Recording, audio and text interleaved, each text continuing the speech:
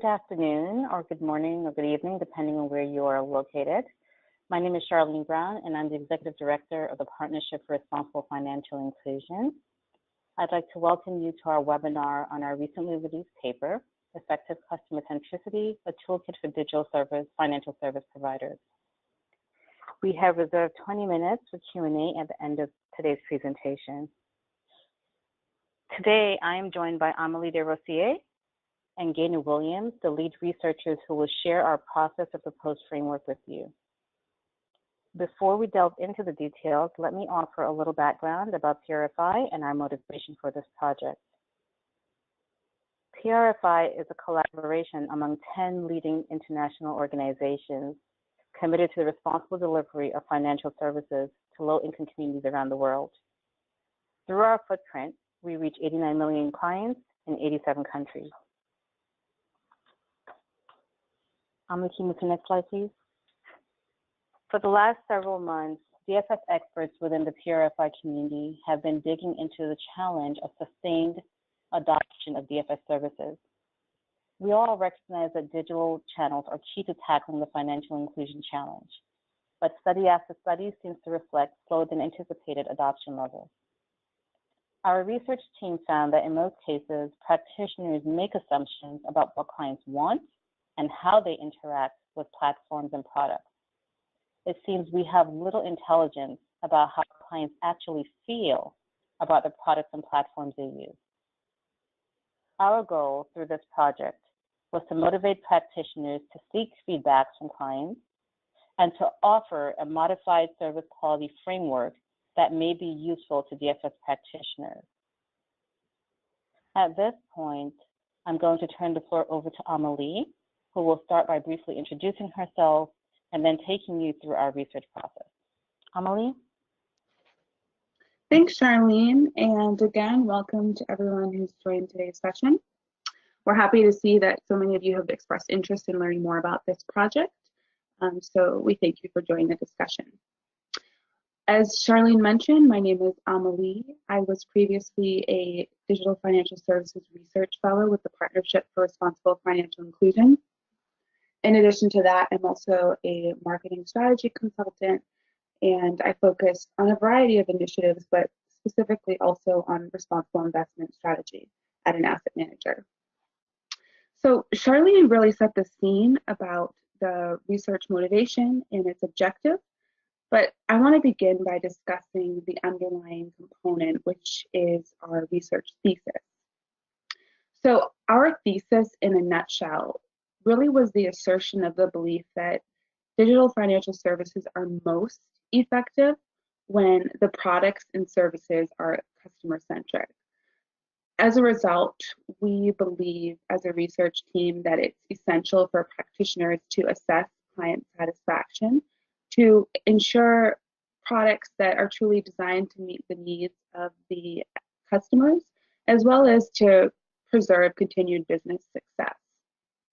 So the question then ultimately is, what is the best method for assessing satisfaction? And that's where what Gaynor and I really sought out to explore.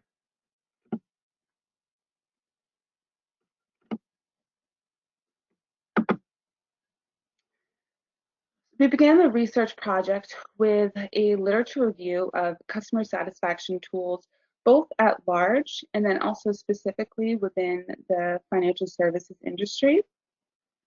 In addition to that, at the same time, we also began with discussions with industry leaders and members within the partnerships network. So based on those two approaches, we discovered several best practices and also found some difficulties that institutions face when trying to find explicit and meaningful approaches to measure customer satisfaction feedback. So in essence, all of these approaches ended up leading us to discover a well-known instrument called ServQual, and we were able to modify that instrument for the specific audience of digital financial services. So what is ServQual? So the ServQual model was actually originated all the way back in 1985 by three researchers, Parasurman, Zifmal, and Berry. ServQual is an instrument that measures service quality from the perspective solely of the client or the customer. So if we walk through this graphic that's currently on the slides, if we start on the left-hand side, we see 5 ServQual dimensions. So the framework in and of itself is industry agnostic, but it also can be customized to fit specific industries. The out-of-the-box dimensions are tangibles, reliability, responsiveness, assurance, and empathy. So just to call it a few examples, tangibles refers to the appearance of a provider's physical facilities, perhaps the equipment they use or their personnel themselves. Reliability looks at a provider's ability to perform the promised service, both dependably and accurately in a consistent manner.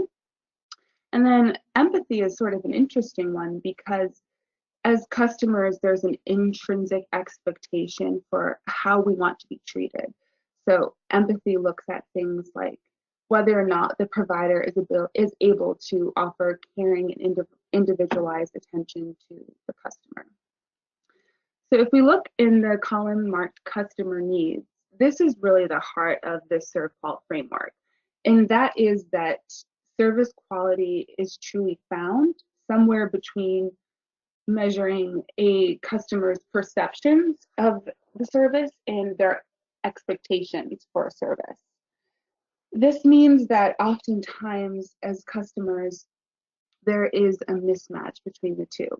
So if we look in the right-hand side of the slide, we see the definitions for levels of satisfaction.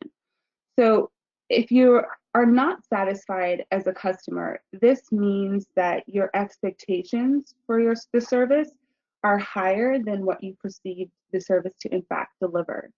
If you're satisfied, that means that your expectations match about what your perceptions were. And if you're highly satisfied, which is really the gold standard as providers, that means that the customer's perceptions of the service far exceeded their expectations of service quality delivered. And this is the goal, that we'd be able to provide service that goes really above and beyond. So we realize that the ServQual instrument in and of itself is a bit abstract. So I think this is a great opportunity to give an example of an industry that often deploys this tool. So if you look at the hospitality industry, I think it's safe to say that many of us have stayed at hotels, and oftentimes after checking out of the hotel, you might receive a survey, typically via email. So typically that survey uses the ServQual model whether or not we are aware of it. So for example, the hotel might be interested in measuring the perceived quality of assurance. So, what is assurance? Assurance is whether or not the customer perceives that the provider is courteous of the customer and that they're able to convey trust and confidence in the hotel guest. So, for example, here are 2 statements that might be on the survey questionnaire. For one, employees of excellent hotels will be consistently courteous towards customers. So this is an expectation statement. Oftentimes, perhaps as a hotel guest, you might mark that as something that's extremely valuable to me. So you might say high or 9. Now, later on in the survey, the hotel would ask the customer whether or not the hotel staff consistently treated them courteously. And perhaps after reflection, a hotel guest might say, somewhere in the middle, maybe about a 5. So in essence, what we're telling the hotel is that there was a mismatch in both what we value and what we would define as customer service and as satisfaction and what we actually received. And this is extremely valuable to providers because you're able to show the provider gaps in service quality. So these gaps are often grouped into these high-level categories as knowledge gaps, standards gaps, service and communication gaps.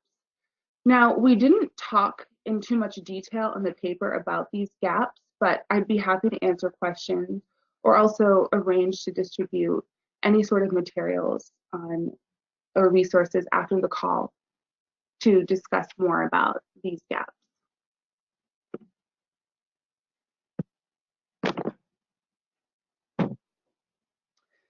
So as I previously mentioned, the ServQual instrument was created in 1985, and it was designed to be industry agnostic.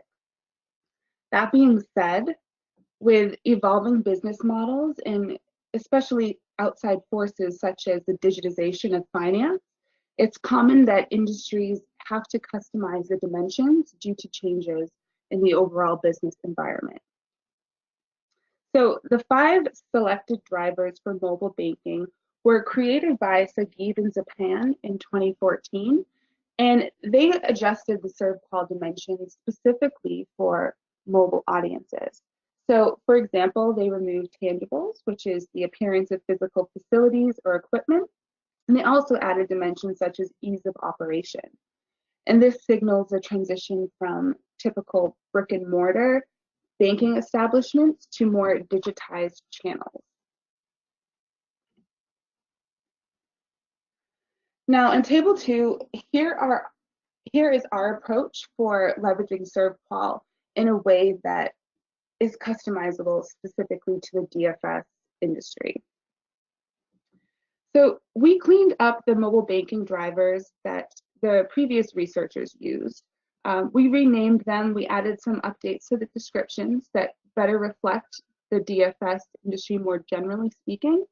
So for example, we changed assurance and security, and we kept the focus on security, but we also separated and really remodeled the definition and concept of trustworthiness.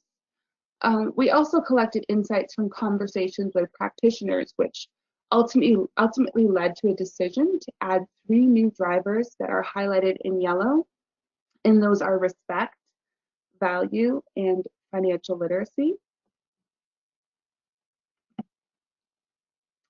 And this slide is a continuation of our suggestions for the ServQual model.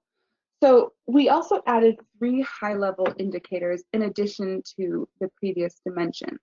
So we did this because we wanted to focus on the outcomes of access to quality DFS products and services, which we identified as overall satisfaction, quality of life, and loyalty. We believe that these indicators ultimately ensure the longevity of the client journey with a financial service provider. So why is this? Well, we believe that if a customer's life is improved because of engagement with a provider, then as a result, there will naturally be an increased level of adoption. And then even furthermore, because the customer is satisfied, there will be a natural loyalty that is a byproduct. And ultimately, at the end of the day, loyalty specifically will help an organization to achieve continued business success through recommendations across clients through word of mouth. So we think that this is extremely important, these high-level indicators for a practitioner to monitor as well. In conclusion, our research and consultations resulted in an updated ServQual instrument. The instrument includes 9 drivers of satisfaction and 3 high-level indicators. So now I'm going to introduce Gaina. Gaina was a Bankers Without Borders consultant who really truly led this research project. We'd like to have Gaina introduce herself, and she's going to walk us through a way to practically apply this service quality model in a way that expounds on what was previously discussed. Thanks, Amelie, for the introduction, and thank you for tuning in for the presentation today. So just a little bit of background about myself is, so I'm a research consultant that focuses in people-centered design, and so I've done a lot of work in the tech industry, working with them to understand their client needs and requirements. But I also work with organizations to understand the needs of their employees as well, because I like to take a holistic systems approach to research. And so it was super fortunate to be able to engage in this project that was incredibly interesting. And so I've had an opportunity to help apply customer-focused design methods here. So my section here is to help you understand what is available in the toolkit in our report, to really help you actually get an opportunity to apply the learnings that we have, and for your organization to learn from your clients and to help you have a better customer-focused approach. So overall in our toolkit, we have several sections. So we have the examples of the questions and to ask for the related to the factors. We've got planning guides, approaches to different methods to use, different question formats, and also we give you some advice on how to run pilot studies. And we've, rather than provide a prescriptive approach, like here is the ultimate survey for customer satisfaction, we've provided this toolkit because we know as organizations you have access to different resources, whether it's budget or people with research skills. You have different time constraints, and you may already have projects in the works. So we've really tried to create a toolkit to help inform you, inspire you, and to provide you with a really good foundation to go explore this work. So first off, as Amelie explained, she went through the high-level indicators and the drivers of satisfaction, which she mentioned. Like we've approached it from a sort of an academic point of view. We reviewed lots of different research reports that the community has created, and we feel that we've really pulled together this set of drivers of satisfaction that are very robust and pretty much describe all the different elements that contribute to satisfaction. And so that's our starting point. And so what we've done is we've provided guides for each of these particular areas. So I'll show you what we have in the report to give you an example. So for each one, this is the example for the high-level indicator of quality of life. We've provided a simple definition of what we've discovered, quality of life, what we believe it to mean. And here it's the engaging with the service providers provides positive benefits compared to the previous way of dealing with finances. So that's the definition. So that as a community, as we're using different words to describe satisfaction, it would be great if we can we're describing things in common ways. Then for each of the factors, we'll provide this section here that gives a little bit more background and description as to what that means. And from there, what we've provided for each one of the factors, customer satisfaction factors, are some example questions that could be used in a survey of some kind. And again, we'll explain a little bit more of the different methods, but you may only have an opportunity to ask one or two questions. You may have a longer survey. Your method may sort of dictate how you approach this. So we're trying to sort of inspire you and give you some ideas as to how to get going on creating the survey questions. And also we provide one question that is a yes/no style of question, because some of the methods you might use will be limited to just give only two responses. So this one, as said, is for quality of life, which we feel is one of the really important high-level indicators that we would love to see used more frequently. So then this is just said another example. Amelie mentioned like respect. This was one that said we wasn't in previous ServQual work, but as we went through the research for the DFS community, we realized, you know what, this has been showing up as an important factor for this community on what contributes to satisfaction. So again, we've provided sort of more of an explanation as to what we mean by it, which we've been able to bring through from the research, and then have provided a couple of questions that you could use in your survey and your research to give you some ideas to get going on this. And I have one more example here is convenience. And so here we were looking at, you know, is the service readily available anytime, anywhere for all engagements and transactions? And it said when we got started on the project, we were thinking we could be more prescriptive as to what we could offer you, but then knowing the diversity of services that you do offer, that helped guide us to providing something more to help inform you as to, well, what would be appropriate for your service. And so again, we provide that description down here because maybe you're talking about an ATM experience, maybe it could be a mobile experience or working with agents. And so you might be, you could update the statements so that it really resonates much more with the clients that you're trying to serve.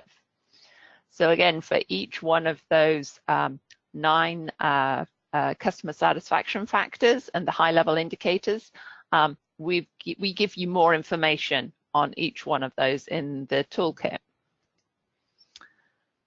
So our next section to provide some insight and suggestions around are looking at research and planning. Again, some of you may have researchers within your organizations, in which case, you know, you'll be working with them and they will be experienced in these areas. But for others of you, you may be trying to do your own research, or you may be starting to work with outside research consultant groups. And so this will really help you start to think through the questions that you may be asked or you have to consider before you launch into a research project. And so we've tried to look at this in terms of, is it going to be a new research project? Or are you integrating it into another research project? And because we saw a lot of variation as we spoke to people in the field. So if it's a new research project, are you going to focus it primarily on customer satisfaction?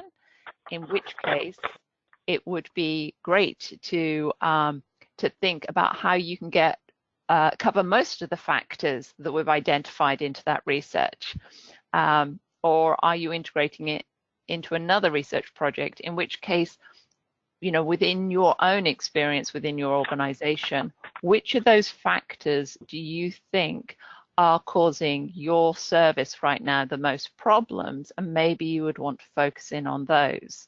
So, you know, we're trying to help think about different choices. And then, as with all budget projects, you need to start to consider, like, what kind of budget do you have available? Time frame from actually organizing and getting the materials ready for running the research through to how long is it going to take to collect the information from your clients. And again, those are tied also with the method. And finally, the third point here is sometimes it can be easily overlooked, but is essential to think about it up front, and that is access to research participants or access to clients. And because this will also influence the type of research questions you're going to answer. For some, you may have one organization had a list of people they could contact, but then once they started their research, they realized a lot of the phone numbers that they had were no longer active. And so that added a lot more time to their research because they hadn't anticipated scrubbing that list of phone numbers to see which ones were still active clients. Again, if you, depending on the questions you're asking, maybe you want clients that have had accounts for a year, because then you're going to get perspective on their engagement for a year's experience with your organization, versus brand new customers, which would be able to give you insight on that initial experience, but you don't know what that long-term experience is going to be. So access to participants is a really important thing to consider up front. So the report itself also looks at some different research methods and actually provides pros and cons of each approach. So I'll just cover it at a high level so that you're familiar with the ones that we consider that would be really useful and appropriate to look at for customer satisfaction research. So the interactive voice recognition systems, IVR, is a pretty new technology, and the people we spoke with in the field are still still working to figure out the best way to leverage it.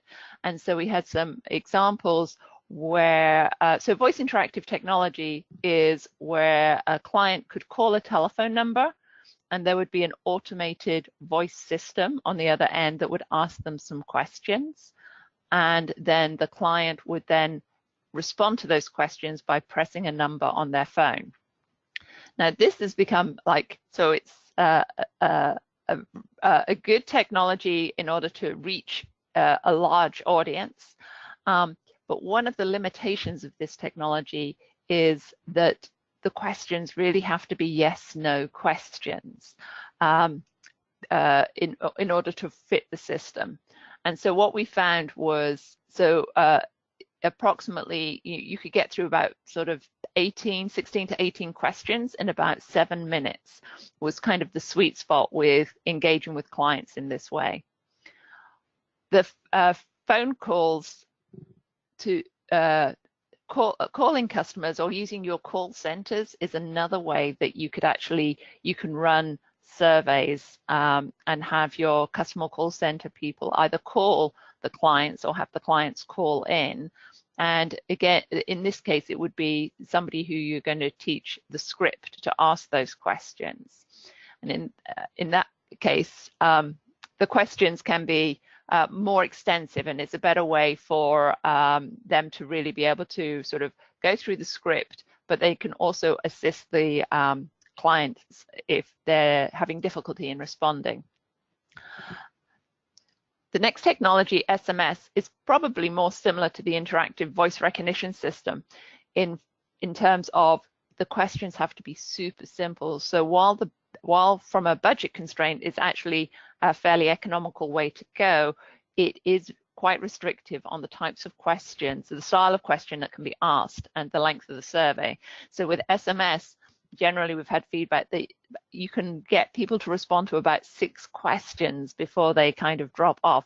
And so this can be, you can design a study around that, research around that, but you just have to know these things in advance to not overwhelm clients with trying to get more answers to questions. And then we have Net Promoter. And Net Promoter is a technology that's out there and it's often used on websites. And there are a lot of limitations with Net Promoter because generally it's only 1 or 2 questions. But because some of you in the community have been using it on websites, we do comment on the pros and cons of using it as a research method. And then finally, the last 2 methods are related to being face-to-face with clients. Now, if you're doing face-to-face interviews or in a focus group, that is a way that you can really get deep and meaningful answers from clients because you can build trust and also get sort of better responses. However, also with the face-to-face interview, you can train your interviewers to really use the script to ask specific questions. But as I said, there you can ask a longer list of questions than you can with some of the other technologies. And then finally, with the focus groups can be great. You can use rating types of questions in focus groups, but you can also go into more depth. So not only will you get a number that can help you measure customer satisfaction using a metric, you can also get to the reason behind why that number might be low, which often within the other methods is much harder to do. However, focus groups tend to be more expensive and the sample size is lower, but the advantage is you can get deeper answers to your questions. And so in the report, we do identify the pros and cons of each of the methods. So we've touched a little bit on the question formats as we've kind of gone through these, and those of you in the call are probably familiar with these, with responding to these types of questions. But what we've also learned is that perhaps your clients aren't always familiar with answering these types of questions, and so that is part of the figuring out which method is right for your audience and for the types of question for the research goal you may have. So for example, rating questions on the scale of 1 to 5 is it's common for it's a common way of asking questions. However, we did find from our interview work that in some communities being able to rate something on the scale of 1 to 5 was causing problems because they wanted to know specifically what it meant to be a 1, a 2, a 3, a 4, or a 5. They weren't happy with the idea of, you know, just pick a number somewhere between that range. But rating questions are can be again a super useful way to go. In the report, we also discuss there's often a debate in the research community between should it be a 5-point scale, 7-point scale, or 3-point scale, and again, who is the client that's going to interpret the question? What's the method you're going to be using to ask the questions? These can come into play there. Dichotomous questions are the yes/no questions. I said super simple for people to answer, and very useful if you can get a large number of clients responding. However, it does provide this. The scale isn't very sensitive. It's either if it's yes or no. If somebody is feeling in between on that experience, you won't see it in the results. And so that's one of the trade-offs between, you know, a rating scale question and just having a yes/no question. Sometimes ranking questions can also be useful and can show up in different surveys. It's like what's really important to you. We can go with that. And finally, open-ended questions. I'm a huge fan of open-ended questions because often you can really get to the explanation as to why is the client answering this way. And again, with different methods, there's opportunities for good open-ended questions where you can get a lot of information, or perhaps not. And again, all these different trade-offs will be made based on what is important to you from your research point of view. But we believe that you can use a blend of these things in the methods that we're suggesting. And then finally, the one thing that we do want to call attention to is our pilot studies. And this can make or break a piece of research. And so it's really important to sort of give consideration to pilot studies. And this is whether you're working with an outside company to help you with your research, or especially internally, if you're going to manage the research yourself, is never underestimate this, because there is nothing worse than rolling out a survey only to find a week later, when you get the responses in, that perhaps participants didn't understand the questions, or clients didn't understand how to actually follow the instructions of your using your survey tool. And so just simple recommendations that can really improve the quality of a survey are just reviewing with colleagues and having them actually read the questions out loud and telling you when they're not quite sure what a question means. I mean, again, I'm sure we've all experienced reading a question and going, I'm not entirely sure what they mean by that. I'm going to take it to mean this, and now I'm going to rate it, because you want to remove all those differences and that ambiguity as much as you can before you put a tool out. So then after looking at the questions that you're actually going to be asking is run a sample using the actual tool itself, if possible, and still be with someone while they're trying to complete it, see what problems they have.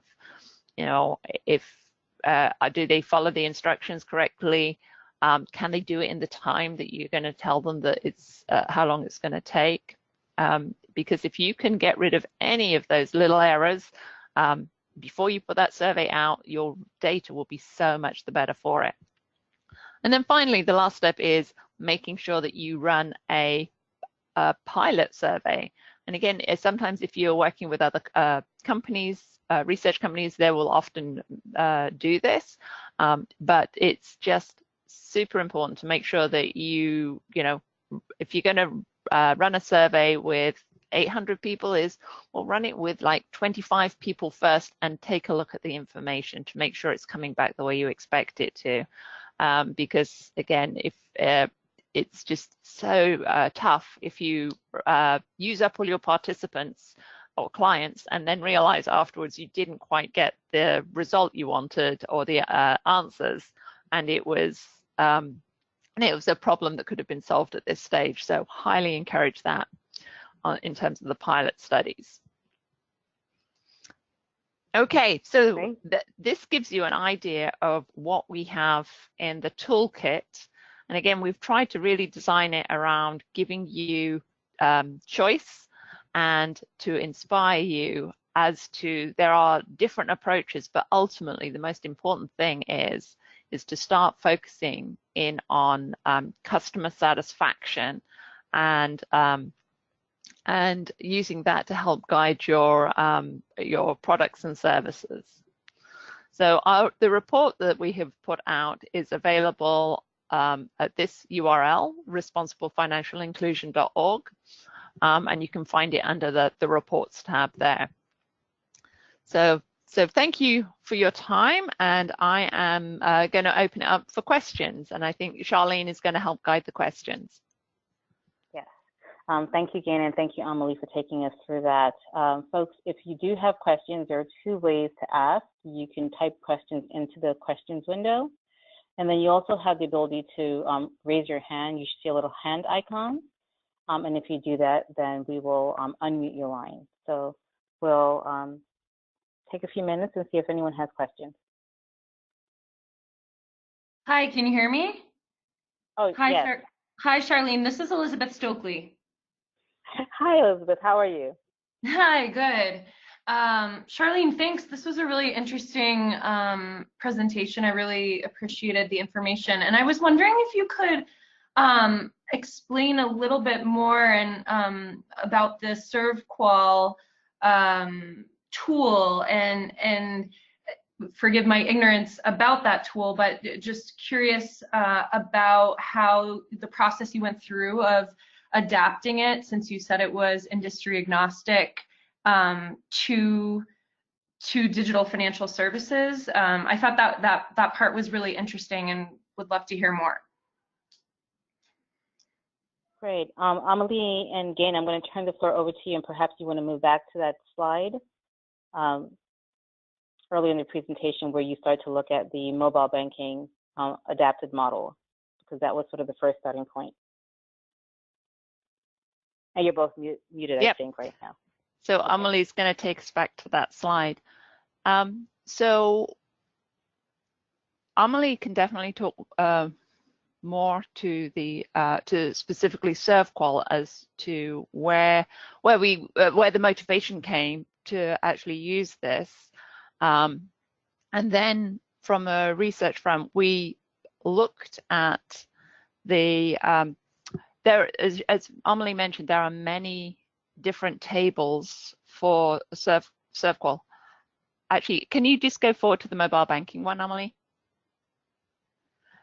So we looked at those that had been produced that were most recent and to do with the financial industry, and said the mobile banking one was a good starting point for us. And there have been other ones looked at that evaluated different drivers of satisfaction for mobile banking in different countries as well.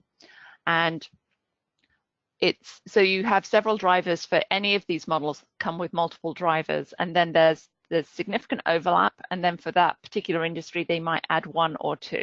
So in this one they've got convenience in banking in their list here. And then what happened was we looked at those and we went through lots of research reports related to DFS, to do with customer satisfaction, to do with customer focus, the principles for security and protection of clients and such. And we kept mapping that information back to the different drivers to try and discover how DFS mapped to what had already been done, and then what in that research also looked like it was a contributor to customer satisfaction, but wasn't yet covered in the drivers.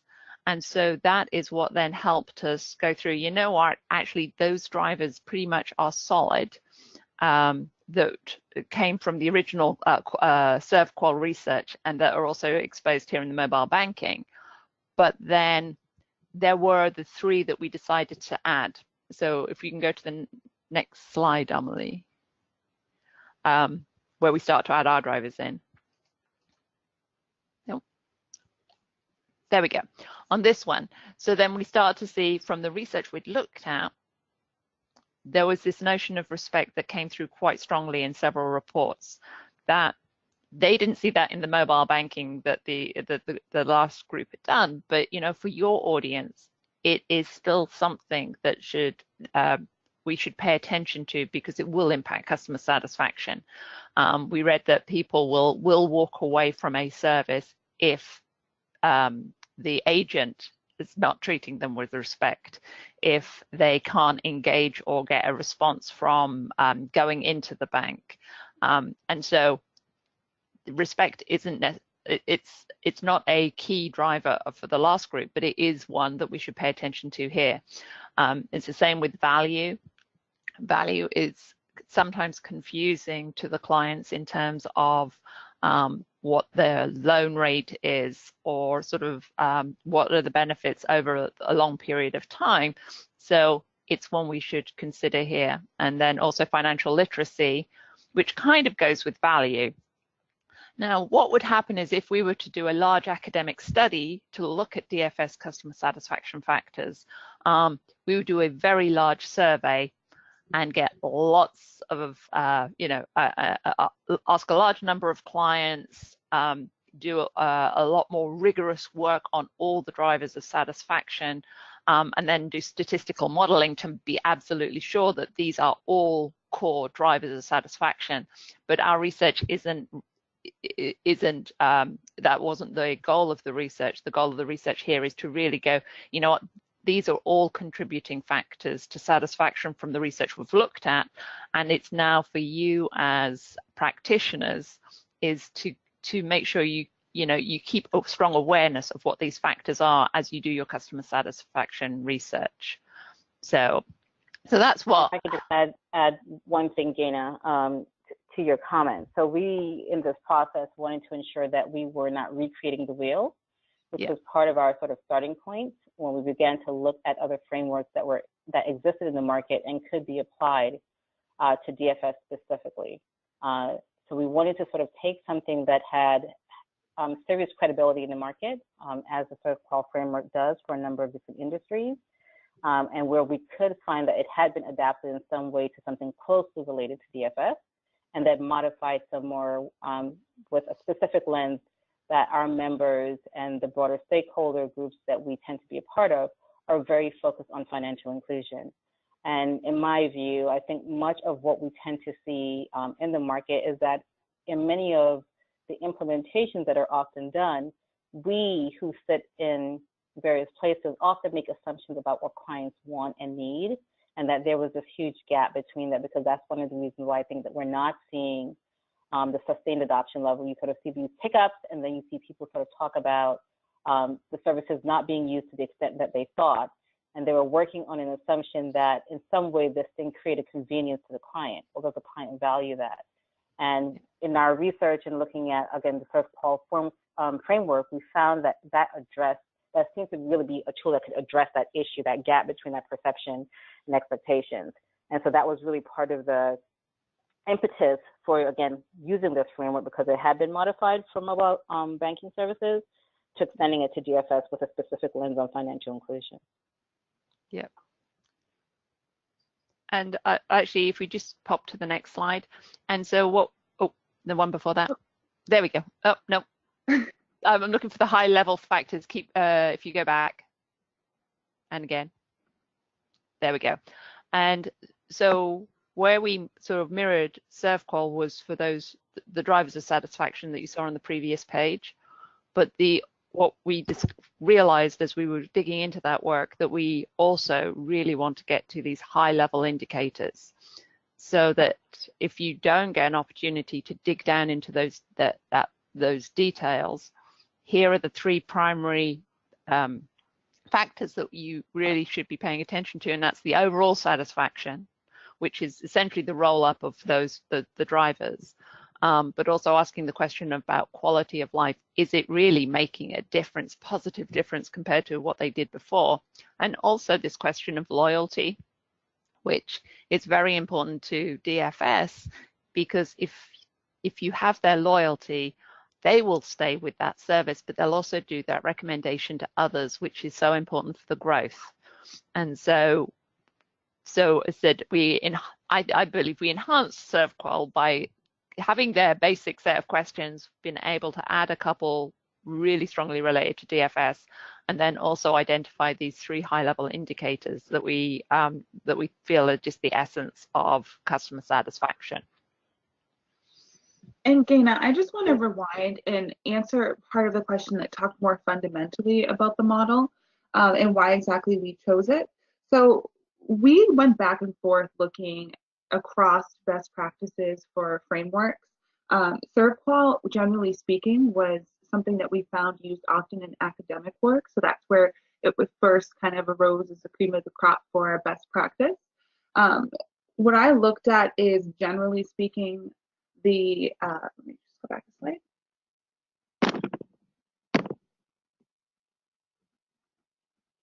Sorry. Here we go. I looked at, generally speaking, the sort of traditional out-of-the-box dimensions, but then we transitioned to looking at key service quality dimensions, and mainly within the 2000 to 2014 timeframe. 2014 is when the study came out that we ended up modeling some of their dimensions. But just a little bit more information on ServQual. So generally speaking, once you pick the dimensions, they encourage you to come up with a few questions or statements that are associated with each dimension. You're able to gather an expectation score from the customer, a perception score, and then ultimately calculate that gap and where the service quality, where you're doing well or where you're not. And then from that, I think the value of that framework is that you're able to use it also as an early warning system. So you're able to track service quality over time, look at long-term trends, set performance benchmarks, and also early on be able to identify any deterioration of specific service areas that you'd like to highlight with the dimensions. I hope that added a little bit more clarity on the model itself. Great. Elizabeth, and I still see an Ethan hand raised. Does that answer the question, and are there any follow-up questions on that? No, thank you. Thank you so much. That answered my question.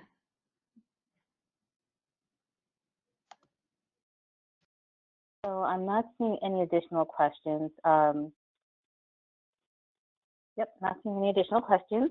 So I want to again thank Amelie and Gaina for joining us today to take us through the research, and to again just reaffirm that paper is on our website, and the studies that they looked at in this process are all actually referenced. We actually saw several really strong studies, and we did reference them in our paper so that folks could actually have a look at those as well.